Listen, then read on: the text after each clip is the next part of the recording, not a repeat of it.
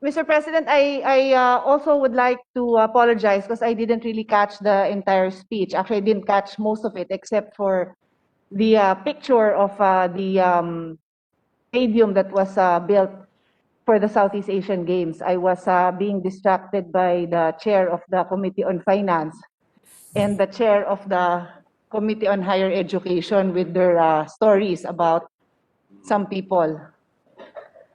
And they put on the record that they are still laughing as I speak. Anyway, on that note, Mr. Chair, so because I cannot ask, I cannot go into detail, no, because I did not know that Her Honor would be taking up this subject. But the project that Her Honor has flashed on the screen is very close to my heart. I am an athlete. I am also a national team player in my youth. And I was there during, I don't think I was there during the, what do you call that? When they, ano ba tawag doon yung corner? Groundbreaking ba yun?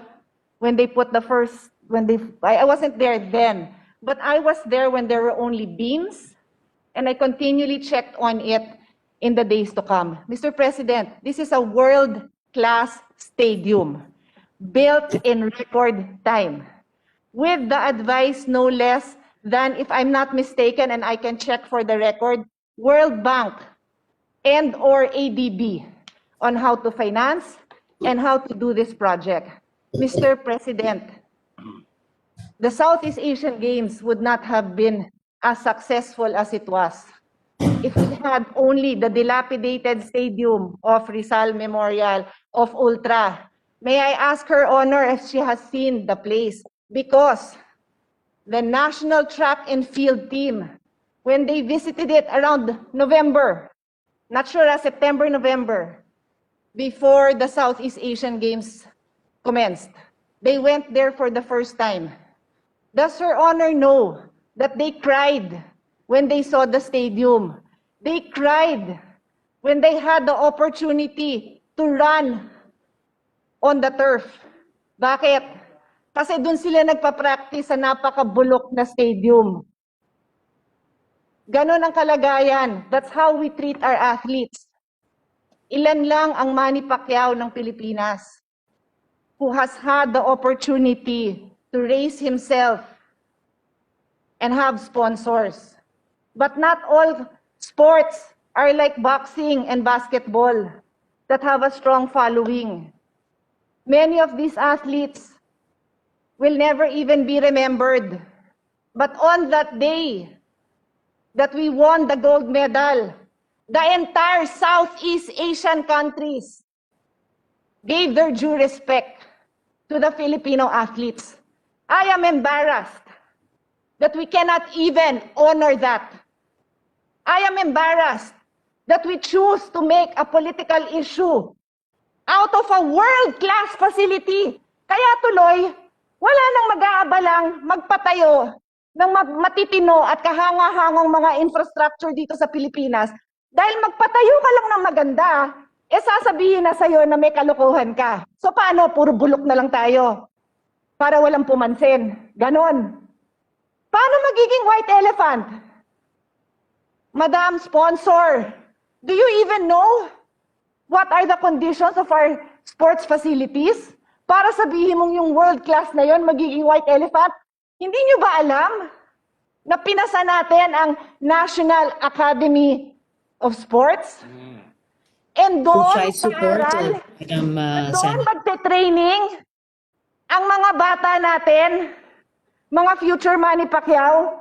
Paano naging white elephant? Sana naman mag-ingat naman kayo sa mga paratang nyo. Dahil yan na naman ang i-headlines. Di man lang natin binigyan ng konting parangal, konting respeto ang mga national athletes. Na alam nyo ba, kung hindi dahil sa bayanihan to, hindi pa magkakaroon ng allowance. Hindi thanks to PSC yan, ha?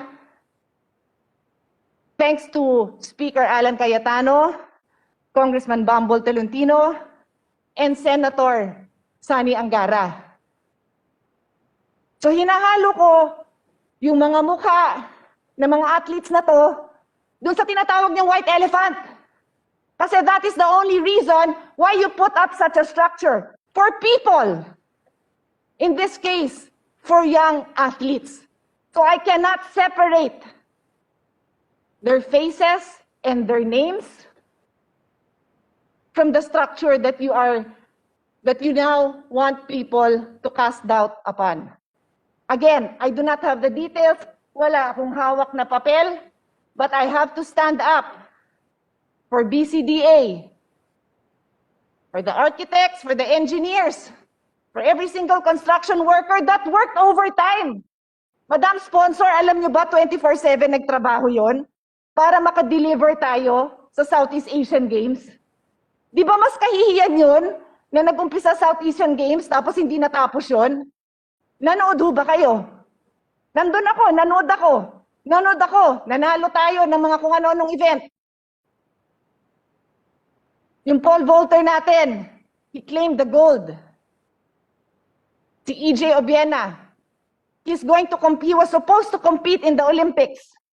Pero hindi natuloy yung Olympics. At least, nagka-Southeast Asian gold medal siya, di ba? At least nanalo siya in his own country.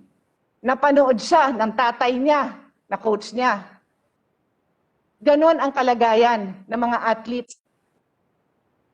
Madam Sponsor, yung nanalo ng marathon, taga Cagayan de Oro siya. Umiiyak siya nung nakita ko siya after niya. Hindi niya akalain mananalo siya. Alam niyo bang na-lockdown siya dito for how many months? Hindi nakauwi. O baka sabihin niyo irrelevant na yun. Hindi irrelevant yun. Kasama yon sa mga sakripisyo ng mga athlete. Tapos ngayon, ang kaisa-isang nagawa natin for them, binibigyan pa natin ng mali siya. Kaya yan ang mangyayari sa bansa natin. Puro mali siya tayo, puro paghuhusga. Mr. President, like I said, I do not have the details. Wala ho akong panahon sa ngayon na aralin yon dahil I am sponsoring CREATE and I am the Senior Vice Chair of the Committee on Finance. Pero pag pinagpatuloy pa ni Senator Risa sa ganitong panahon, na katulad nga ng sinabi ko, yung mga athletes na yan, na lockdown, hindi nakauwi, 10 buwan, walang allowance, 10 buwan, walang allowance. This is their livelihood. And you know, the only thing they have left is their pride. So when we do things like that, we slap them in the face. That is what we do, Mr. President. And when Her Honor chooses to use words like white elephant, you make the people who bother listening to us, if there are still people who bother to listen to us, the more that they question our judgment, the more that they question the things that we do to make those who need more in life, to give them a better life. And that is exactly what that project was all about. Ba't kakainin ba natin yon? Hindi. So, ba't tinayo yun? Kasi nga may purpose. We were in line to sponsor, to host the Southeast Asian Games. Was there enough time to go through all the steps? I don't know. But I am sure there's a logical reason because the president of BCDA is one of those persons that is highly respected in this government. He was pulled in to assist the IATF with the testing, the capacity building, putting up quarantine centers. Hindi mag-aabala si Vince Dizon nang mag-cut short lang ng corners para lang batikusin ng ganito. Ginawa niya yon para mapatayuan ng may pagmamalaki namang stadium ang Pilipinas. So I leave it at that, Mr. President, but I sincerely regret, inasmuch as we all have the right to stand up here for anything that we want to talk about. We do. Kaya pwede, lahat tayo may right. Pero I sincerely regret na nagagamit ang floor natin para sirain ang napakagandang pangalan ng napakagandang mga proyekto na tinayo para lang naman bigyan ng kahalagahan ang ibang sektor ng ating bansa na normally hindi napapansin. They are normally training, like I said, umiyak sila nung tumuntong sila sa tarp nung track oval na yon. Umiyak sila. Sabi nila, wow, ang lambot. Sabi ko, ba't saan ba kayo nagte-training? Ma'am, dun sa track oval na sira-sira na, sa Pangasinan. Ha? Paano kayo nakarating ng Pangasinan? Eh, wala na ho kami mapag-trainingan sa Metro Manila. And then their facilities, nakatira na rin ako sa Rizal Memorial. As I said, I was a national team athlete. Yung tinirahan ko sa Rizal Memorial noong 1983, awa ng Diyos, ganun pa rin ang itsura. Kung hindi pa natin pinatayo ang track oval sa University of the Philippines, which is open to all, inabot ng mga anak ko, 30 years after I graduated, the same track and football field ng UP. O so siguro si UP, sinundan nila by the letter every single step. Awa ng Diyos, inabot ng 4 na taon. Nag-graduate na yung anak ko, never niya na nakitang yung field na yon. That is how infrastructure projects in the Philippines go along. So if you don't want our people to dream, if you don't take a stand and give honor to what should be honored, the people who did right, then we'll just watch our country crumble because we're just going to be finger pointing every step of the way. And I take offense as an athlete, as a mother of athletes, as a mentor and as a friend of all these athletes, whose sole pride was to be able to see such a structure built in their honor, questioned and castigated in this manner. Salamat po. Since you mentioned that by Olympic standards, you're right, that's a requirement that you have they call it a warm-up pool. So without that, you cannot get the proper accreditation. You will not receive that highest level of accreditation and you will not be able to sponsor international competitions.